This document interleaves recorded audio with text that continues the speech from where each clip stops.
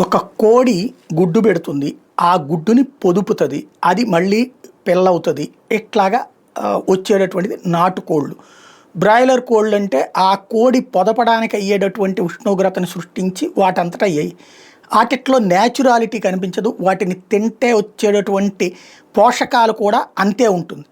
అలాంటిది అసలు కోడిని, మేకని ఇవి రెండింటిని మిషన్లోనే పుట్టించి, మిషన్లోనే సృష్టించి, మిషన్ ద్వారానే ఆహారం ఇస్తాము, మిషన్ ద్వారానే చంపేసి అంటే అలాంటి ఆహారాన్ని భారతదేశం ఒప్పుకోవట్లేదు.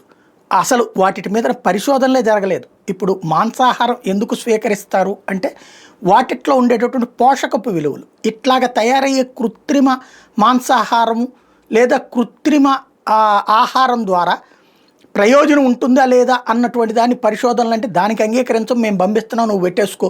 అప్పట్లో వ్యాక్సిన్లు మేము తయారు చేసాం కాబట్టి అమెరికాలో తయారు చేస్తే ఇంకా మీ దేశంలో పరీక్షించేది ఏంటి, ఆఫ్టర్ ఆల్ మీరెంత అంటే పోరా అన్నాం ఫైజర్ని కూడా. కాబట్టి అదే కాన్సెప్ట్లో ఇప్పుడు నరేంద్ర మోడీ అయితే ఒప్పుకోవట్లేదు. అదే అమెరికా లాంటి వాళ్ళకి మండుతోంది.